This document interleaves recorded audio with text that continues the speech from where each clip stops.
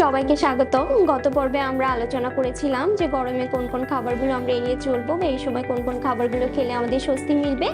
আজকের পর্বে আমরা এই নিয়ে বিস্তারিত আলোচনা করব। সবাইকে ভিডিওটি দেখার জন্য অনুরোধ রইল। অনেকেই দেখা যাচ্ছে যে গরম হোক বা শীত হোক, সব সময়ই দেখা যাচ্ছে যে আমরা এই তীব্র গরমেও কিন্তু চা খাওয়াটাকে অ্যাভয়েড করছি না। কিন্তু যখন কিনা আমরা খুব যারা কিনা ইউজ টু অনেক বেশি পরিমাণে চা গ্রহণ করছেন, তাদেরও কিন্তু দেখা যাচ্ছে যে এই চায়ে রয়েছে ক্যাফিন বা চা বা কফি, আমরা যেটাই খেয়ে থাকি না কেন, এটা কিন্তু আমাদের শরীরে কি করে যে পানি শোষণ করে নেয়, যার ফলে কি হয় শরীর কিন্তু পানি শূন্যতায় ভোগে। কিন্তু সেই অনুযায়ী কিন্তু আমাদের তখন পর্যাপ্ত পানিটাও খাওয়া দরকার।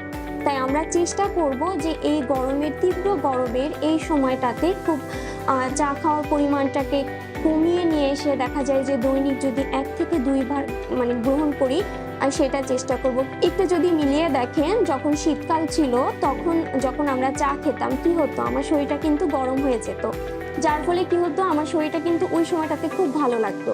তাহলে যে খাবারটা শীতকালে আপনার শরীরকে গরম করছে, সেই খাবারটা কিন্তু গরমে এসে কিন্তু তার চারিত্রিক বৈশিষ্ট্য কিন্তু পরিবর্তন হয়ে যাবে না, সেই খাবারটি কিন্তু আপনাকে গরমই করে তুলবে আপনার শরীরকে। যার ফলে কি হচ্ছে, একে তো বাইরে প্রচন্ড তাপ, আপনার শরীরেও যখন হিট তৈরি হবে, এটা কিন্তু আপনার একটা অস্বস্তির কারণ হয়ে দাঁড়াবে।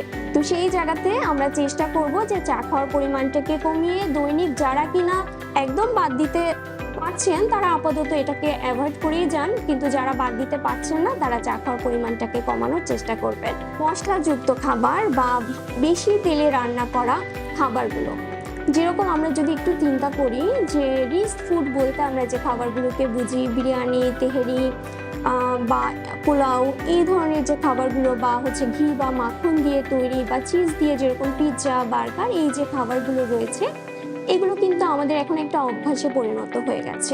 তীব্র গরমের এই সময়টাতে আমরা এই বেশি মশলাযুক্ত খাবার এবং ঘি, মাখনের তৈরি খাবারগুলোকে আমরা এড়িয়ে চলবো। কেননা এই বেশি মশলাযুক্ত খাবার হজম করতে আমাদের অনেক বেশি সময় লেগে যায়, আর যখন কিনা আপনার শরীরে একটা হজম প্রক্রিয়া অনেক দীর্ঘ সময় ধরে চলতে থাকে, তখন কিন্তু শরীরে আপনা আপনি একটা হিট তৈরি হয়। তাই তীব্র তাপদাহে এই সময়টাতে আমরা এই বেশি মশলাযুক্ত খাবারগুলোকে অ্যাভয়েড করার চেষ্টা করব। এই সময়টাতে আমরা চেষ্টা করব যে একটু কম তেলে, কম মশলা দিয়ে রান্না করা খাবারগুলো খেতে, এতে করে দেখবেন যে কিছুটা স্বস্তিও কিন্তু মিলবে।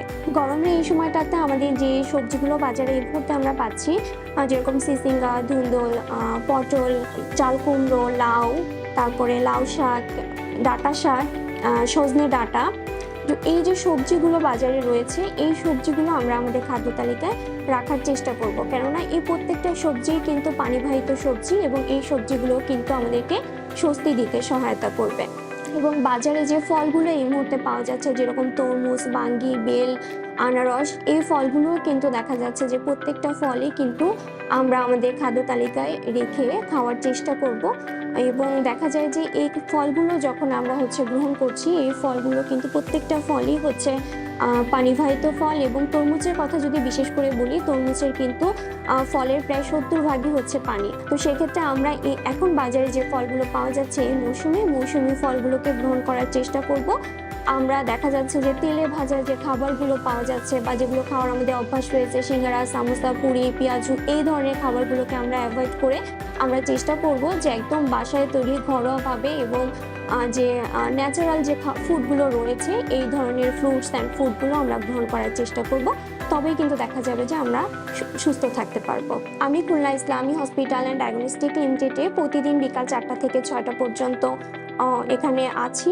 আপনারা যারা এই মুহূর্তে পুষ্টি পরামর্শ নিতে চাচ্ছেন বা আপনার খাদ্য তালিকা নিয়ে ভাবছেন যে কি আর রাখবেন আপনার খাদ্য তালিকায়, অবশ্যই চলে আসুন আমাদের খুলনা ইসলামী হসপিটাল অ্যান্ড ডায়াগনস্টিক লিমিটেডে।